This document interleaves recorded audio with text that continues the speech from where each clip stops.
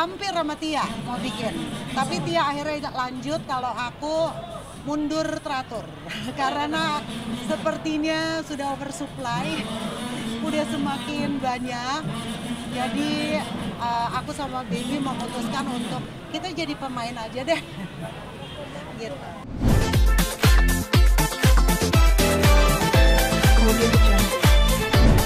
Bisa merambah ke anak-anak nih.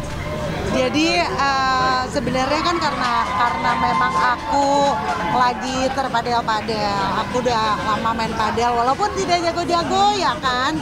Terus Baby itu sebenarnya dia tuh olahraganya tenis, terus dia punya cita-cita banget anaknya tuh ada satu yang bisa main tenis.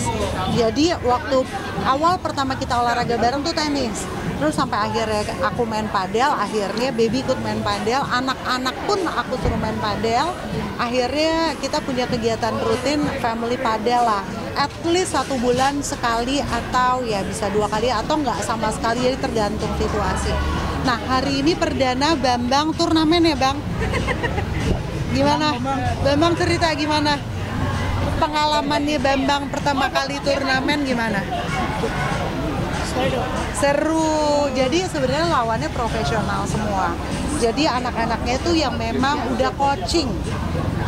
Tekniknya, strateginya, triknya itu udah kalau di padel itu kan ada bronze, ada silver, ada gold. Nah kita tuh sebenarnya beginner, kita sebenarnya belum layak untuk di turnamen. Tapi karena Tia yang bikin, jadi kita ikut mensupport acaranya. Susah nggak sih Bambang mungkin main padel nih sama Mama? Susah nggak sih? Susah nggak nak? Dari awal ya, tapi karena Bang udah sering jadi udah biasa Bang. Udah biasa ya, jadi nggak terlalu nervous ya.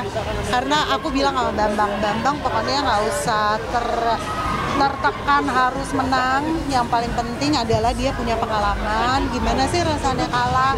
Gimana sih rasanya menang? Karena game itu ngajarin kita rasa untuk berjiwa besar, menerima kekalahan, dan juga nggak boleh sombong kalau kita menang. Jadi itu yang aku pengen tanemin ke Bambang. Yang paling penting dia harus punya jiwa sportivitas. Ngasih influence ke anak seperti apa sih Kak? Apa? Ada sendiri ngasih influence ke anak? Ya karena tiap hari agenda bundanya padel melulu, jadi sebenarnya mereka juga kepo kan, pengen nyobain. Begitu nyobain, Bambang yang berkali-kali, kok aku nggak pernah diajak, kok bunda padel melulu, aku mau dong padel gitu ya Bang ya. Jadi memang anaknya memang senang juga, tapi memang yang paling penting adalah ngebekelin dia supaya main padel dengan cara yang benar. Karena selama ini kan cuma ngebales bola, tapi belum sampai ke arah strateginya. Jadi mudah-mudahan ke depan dia mau coaching. Mau nggak coaching? Mau ya. Di antara kakak-kakaknya yang lain, Paling mending Bambang. Paling mending Bambang jauh. Kabia oke lah ya Kak Bang ya. Tapi Bambang paling jago lah. Cuma masih out aja over ini ya. Over tenaga. Seminggu berapa kali padel Bang? 1 atau 2 tuh biasanya enggak. 1 atau 2 kali kalau lagi ini ya dapat lapangan ya. 1 sampai 2 kali lah. Kesulitannya apa sih Bambang? Hah? Main padel? Susahnya apa nak main padel? Bambang paling susah tuh apa? Glass ball sama nge-serve. Tuh glass ball sama serve. Karena kalau glass ball itu kan bola mantul. Kadang-kadang umur segini logikanya belum bermain. Aku aja masih kadang-kadang di-prank sama bola. Larinya ke tengah, dia bisa mantulnya kemana. Lari ke samping, side wall bisa mantulnya ke kanan. Jadi rumus-rumus back wall atau side wall tuh memang sulit, emang harus praktis. Cabur Bambang selain padel apa sih Kak? Bola, dia tuh anak bola banget. Anak bola banget dia. Ya Bang, kalau suruh pilih mau bola atau padel? Salah satu. Nggak bisa. Udah ke padel-padel banget nih. Padel atau bola ya? Dua-duanya Bang. Dua-duanya. udah ada partnernya belum sih? Partner fix. Kalau hari ini kan memang mom and kids. Jadi partnerannya sama anak. Tapi kalau main mabar biasa, kalau campuran ya aku mau baby. Tapi kalau misalnya fix partner belum ada sih. Ini kan kemarin lagi viral banget ya. Ada rencana untuk itu nggak?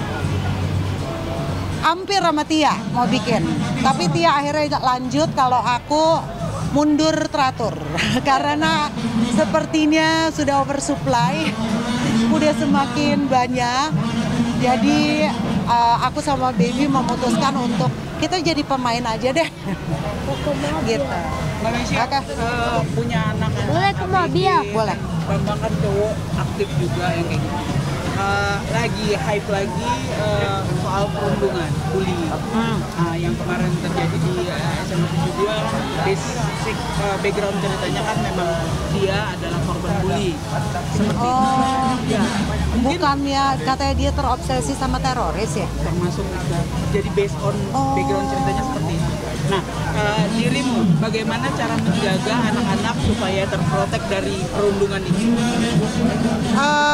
Gimana ya, sebenarnya bully itu kalau kita gali lebih dalam lagi kan sebenarnya bukan hanya secara fisik, tapi bully secara verbal, verbal dan non verbal lah ibaratnya. Jadi sepertinya sekarang udah banyak yang menormalisasi yang namanya bully yang kayaknya bercanda lo gue gitu, misalnya body shaming atau segala macam, itu kayaknya sudah mulai bergeser tuh.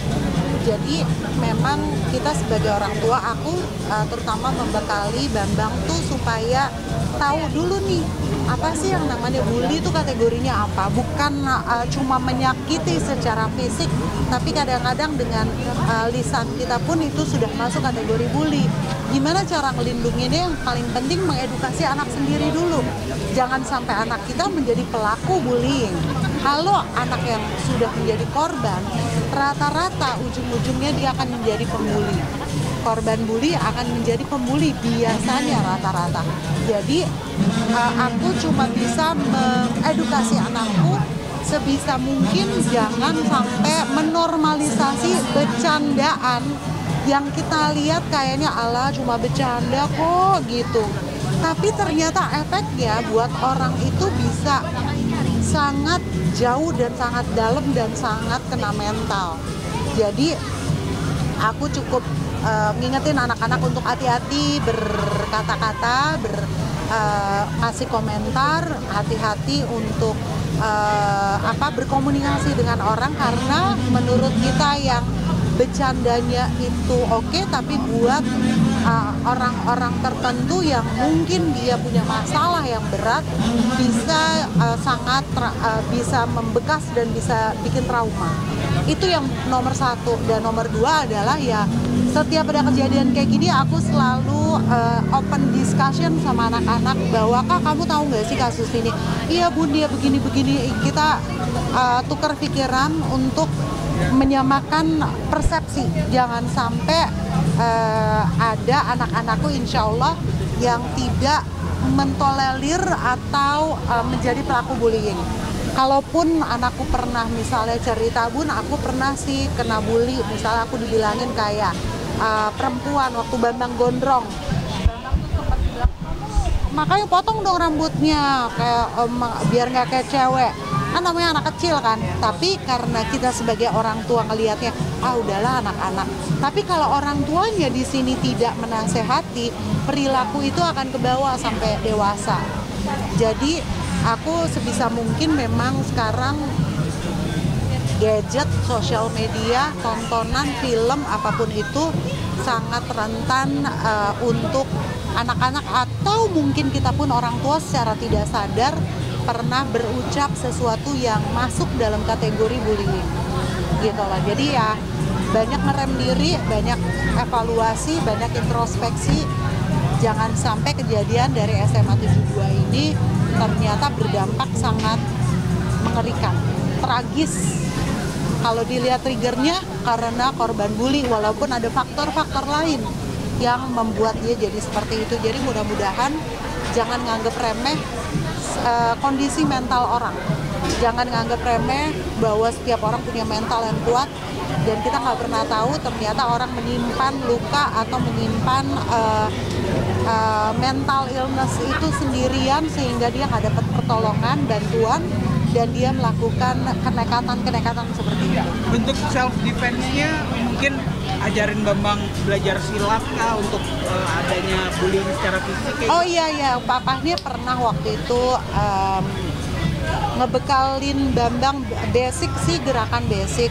Waktu itu aku sempet yang nggak setuju sih karena takutnya Bambang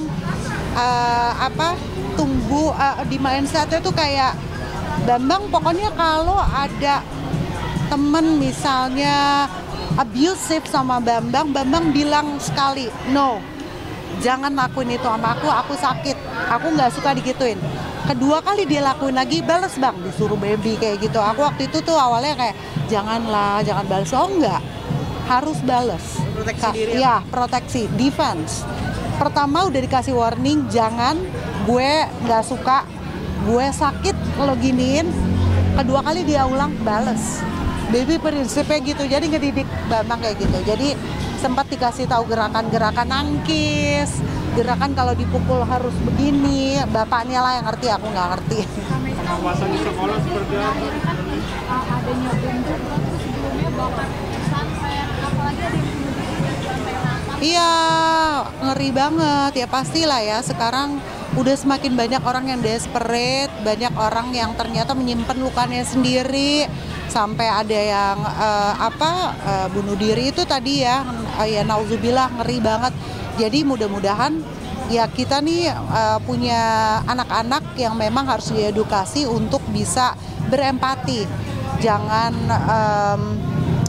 menganggap remeh bahwa banyak loh ternyata orang-orang yang mentalnya sakit kenapa-kenapa gitu loh. Jadi mesti hati-hati banget untuk berteman. Jangan sampai ada teman punya masalah atau mengusingkan diri sendiri terus akhirnya dijauhin.